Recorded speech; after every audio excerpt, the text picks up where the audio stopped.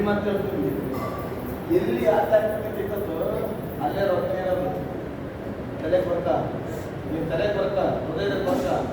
ಇಲ್ಲಿ ಆಧ್ಯಾತ್ಮಿಕತೆ ಇದ್ದದ್ದು ಅಲ್ಲೇ ಏನಿದೆ ರೊಕ್ಕ. ಎಲ್ಲ ಕಡೆ ರೊಕ್ಕ ಇರೋಲ್ಲ. ಬಿಸ್ನೆಸ್ ಕೇಳಿದೆ, ನೀವೊಂದು ಗಂಟೆ ಗೊತ್ತಾ ಅವರೇ ಬಿಸ್ನೆಸ್ ಮಾಡ್ತಾರ. ಅವತ್ತು ಸುಮ್ಮನೆ ಒಂದು ಗಂಟೆ ಕೊಟ್ಟು ಮಾತಾಡ್ರಿ, ಅವ್ರಿಗಿಂತ ನಾವೇ ಬರ್ತೀವಿ. ಸುಮ್ಮನೆ ಇರೋದ್ರೆ ಎಷ್ಟು ಮೂರು ಕಲಾವ ಮಾಡ್ತೀವಿ. ಅವ್ರು ಮುಂದರ ಇಲ್ಲ ಗೊತ್ತಿಲ್ಲ, ಬಿಸ್ನೆಸ್ ಕ್ಯಾಲ್ಕುಲೇಷನ್ ಮಾಡ್ತಾರೆ. ಕಾಣಿಸ್ಬಿಟ್ರು ಅವ್ರಿಗೆ ಅವೇ ಕಾಣಿಸ್ಬಿಡ್ತಾವ, ಕಾಣಿಸ್ಬಿಟ್ರು ಅವ್ರಿಗೆ ಅವೇ ಕಾಣಿಸ್ಬಿಡ್ತಾವ. ಆದ್ರೆ ಭಕ್ತಿ ಮಾಡ್ತೀನೋ ದೊಡ್ಡ ಲಾಭ. ಅದೇ ಒಂದು ತಿಮ್ಮತಿ 4-8, ಅದೇ ಒಂದು ತಿಮ್ಮತಿ 4-8 ಅನೇಕ ವ್ಯಕ್ತಿಗಳು ನೀವು ನನ್ನ ಭಕ್ತಿಯನ್ನು ಮಾಡಿರೋದು ಏನಾಗ್ತದೆ. 4-8 ದೇಹ ಸಾಧನೆಯು ಸ್ವಲ್ಪ ಮಟ್ಟಿಗೆ ಪ್ರಯೋಜನವಾಗಿದೆ. ಭಕ್ತಿಯಾದರೂ ಎಲ್ಲ ವಿಧದಲ್ಲಿ ಪ್ರಯೋಜನ. ಅದಕ್ಕೆ ಈ ಪರಗಳಲ್ಲಿ ಏನುಂಟು? ಜೀವವಾದನ ಉಂಟು. ಅದು ಮಾತ್ರ ತಿಳಿಯುತ್ತೆ. ಯಾವ ಸುಂದರವಾದಲ್ಲ ಅಂತ.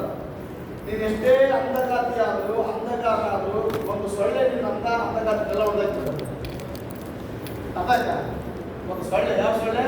ನೀನು ಎಷ್ಟೇ WW ಇದ್ರು ನಿನ್ನ ಮನೆಯೇನೋ ಮತ್ತೊಂದೋ ಡೇಟಿ ಬಂದ್ರೆ ಮುಗಿದೇ ಹೋಗುತ್ತೆ. ನೀನು ಎಲ್ಲ 6 ಪ್ಯಾಕ್ 8 ಪ್ಯಾಕ್ 20 ಪ್ಯಾಕ್ ಎಲ್ಲ ಪ್ಯಾಕ್ ಎಲ್ಲ ಪ್ಯಾಕ್ ಮುಗಿದೋದು. ತುಂಬಾ ಜನ ನಾನು ಹಂಗಿರ್ಬೇಕು ಹಿಂಗಿರ್ಬೇಕು ಅನೇಕ ಹಣನ ಅದಕ್ಕೆ ಖರ್ಚು ಮಾಡ್ತಾರೆ. ಅದು ಬೈಬಲ್ ಹೇಳ್ತದೆ, ಅದು ಅಪ್ರಯೋಜನವಾದದ್ದು ಸ್ವಲ್ಪವೇ. ಆದ್ರೆ ಭಕ್ತಿ ಬಹು ಪ್ರಯೋಜನ. ತುಂಬಾ ಜನ ಭಕ್ತಿ ಮಾಡಲ್ಲ, ಭಕ್ತಿ ಮಾಡ್ತಾರೆ, ಪ್ರಾರ್ಥನೆ ಮಾಡಲ್ಲ, ಚಿಂತೆ ಮಾಡ್ತಾರೆ. ಏ ತಂಗಿ, ಚಿಂತೆ ವ್ಯಭಿಚಾರಕ್ಕೆ ಸಮ. ಏ ತಮ್ಮ, ಚಿಂತೆ ವ್ಯಭಿಚಾರಕ್ಕೆ ಸಮನು. ನೀನ್ ಚಿಂತೆ ಮಾಡುವಾಗ ದೇವರನ್ನು ಅವಮಾನ ಮಾಡ್ತೀಯ. ವಿಶ್ವಾಸದ ಯಾತ್ರೆ ಇದು. ಅದು ಸಹ ಕುಡುಕರಿದ್ದಾಗ ಚಿಂತೆ ಮಾಡೋದು. ಕುಡುಕರು ಹೆಂಗಿರ್ತಾರೆ? ಕುಡ್ದವ್ರು ಹೆಂಗಿರ್ತಾರೆ? ಚಿಂತೆ ಮಾಡೋರು ಹೆಂಗಿರ್ತಾರೆ? ಇಬ್ಬರು ಸೇಮ್. ಅವನಿಗೂ ಪ್ರಜ್ಞೆ ಇರಲ್ಲ, ಚಿಂತೆ ಮಾಡೋದಿಲ್ಲ, ಪ್ರಜ್ಞೆ ಇರಲ್ಲ. ಅವನು ವಿಮಾನ ಹೋದ ತಲೆ ಕಟ್ಕೊಳ್ಳಲ್ಲ. ಅವನು ಅರ್ಥಕ್ಕ ಇಲ್ಲಿ ಕೇಳಿ ಏನ್ ಕೇಳ್ತದೆ? ಸಂತುಷ್ಟಿ ಸಹಿತವಾದ ಭಕ್ತಿ ಬಹು ಪ್ರಯೋಜನ. ಅದು ಬರೀ ಭೂಲೋಕಕ್ಕೆ ಅಷ್ಟೇ ಅಂತ, ಪರಲೋಕದಲ್ಲಿ ಸಹ ಅದಕ್ಕೆ ವ್ಯಾಲಿಡ್ ಅಂತ. ಇಂಟರ್ನ್ಯಾಷನಲ್ ಕಾರ್ಯಕ್ರಮ ಅದು. ನೀನು ಎಲ್ಲಾದ್ರೂ ಇರ್ಬೋದು, ಭಕ್ತಿ ಮಾಡಿದ್ರೆ ಯಾರು ಬೇಕಾದ್ರೆ ನೀವು ತಪ್ಪು ನೀರು ಕೊಡ್ತಾರೆ. ದೇಹ ಸಾಧನೆ ಕೊಡಲ್ಲ, ಅವ್ರು ಕೊಟ್ಟು ನೀರು ಕುಡಿಯಲ್ಲ. ನೀರು ಕೊಟ್ಟರು ನೀರು ಕುಡಿತಂದ್ರೆ ಅವ್ರು ಕೊಡಲ್ಲ. ಆಯ್ಕೊಂಡಿರ್ತಾರೆ, ಭಾಳ ಡಿಸ್ಟರ್ಬೆನ್ಸ್ ಅದು ದೇಹ ಸಾಧನೆ. ಯಾಕಂದ್ರೆ ಅವನು ತಕ್ಕಂಡ ನಾನು ಹಿಂಗೆ ಬಂದ್ಬೇಕು ಹಿಂಗೆ ತಿನ್ಬೇಕಂತ. ನಾವೆಲ್ಲ ಹೊಟ್ಟೆ ತುಂಬ ಮಾಂಸ ಮತ್ತು ಬೇರೆ ತಿಂತೀವಿ. ಅದು ಶಿವ ಮಾಡೋದತ್ರ ಹೋಗು, ಅದು ತಿನ್ಬೇಕು ಇವಾಗ ಕತೆ ಕೇಳಿದ್ರೆ ಮದುವೆ ಕಲಿಸ್ತಾವಲ್ಲ.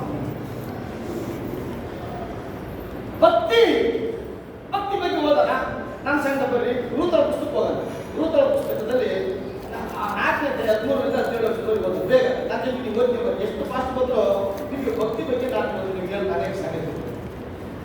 ಅದರಿಂದ ರೂತಳ ಪುಸ್ತಕ 4ನೇ ಅಧ್ಯಾಯ 13 ಹೋಗೋಣ. ಯೋಗನಿಂದ ಬರ್ತಾನೆ ನೋಡಿ. ಯೋಗನಿಂದ ಬರ್ತಾರ, ಸಾಮೆಯಿಂದ ಬರ್ತಾನ, ಕೀರ್ತನಿಂದ ಬರ್ಬೋದಾ? ಇಲ್ಲಿ ಓದಬೇಕು ನನ್ನ ಜೊತೆಗೆ.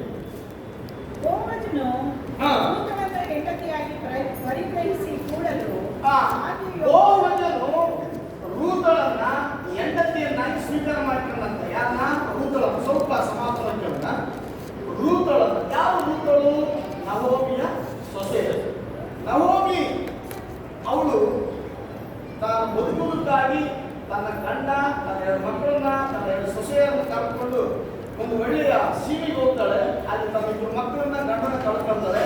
ಆಕೆ ತನ್ನ ಸೊಸೆಯರ ಸಂಗಡ ಬರುವಾಗ ಒಬ್ಬ ಸೊಸೆ ಬಿಟ್ಟು ಹೋಗ್ತಾಳೆ, ಇನ್ನೊಬ್ಬ ಸೊಸೆ ಜೊತೆಯಾಗಿ ಬರ್ತಾಳೆ. ಇದು ನಿಮಗೆ ತಿಳಿದಂತ ಕಥೆ. ಅದರಿಂದ ನಾನಿಲ್ಲಿ ಇಲ್ಲಿ ಕೇಳೋಣ. ಈ ರೂತಳಿಗೆ ಗಂಡ ಸತ್ತಾನೆ. ಆಗ ಆ ಕಟ್ಟೆಯ ಒಳಗೂಡಿ ಅವನು ಮತ್ತೆ ಬೆತ್ಲೆಹೇಮಿಗೆ ಬರ್ತಾಳೆ. ಆ ಬೆತ್ಲೆಹೇಮಿಗೆ ಬಂದಾಗ ಆ ಬೆತ್ಲೆಹೇಮಿಯಲ್ಲಿ ಅವನ ಸಂಬಂಧಿಕನಾದ ಬೋವಜ, ಸ್ಥಿತಿವಂತ, ಧನವಂತ, ಹೆಸರುವಂತ, ಸ್ವಲ್ಪ ಒಳ್ಳೆಯ ಮನುಷ್ಯ, ಒಳ್ಳೆಯ ಮನೆತನ ಅವನು. ಅವನು ಈ ರೂತಳನ್ನ ದೊಡ್ಡ ಸ್ಟೋರಿ ಕಥೆಯಲ್ಲಿ ನಮಗೆ ಬೇಡ, ನಮ್ಗೆ ಬೇಕಾಗಿದ್ದಲ್ಲ, ಹೆಂಡತಿಯನ್ನಾಗಿ ಸ್ವೀಕಾರ ಮಾಡ್ತಾನೆ. ಆಮೇಲೆ ಆಕೆಯು ಯೆಹೋವನ ಅನುಗ್ರಹದಿಂದ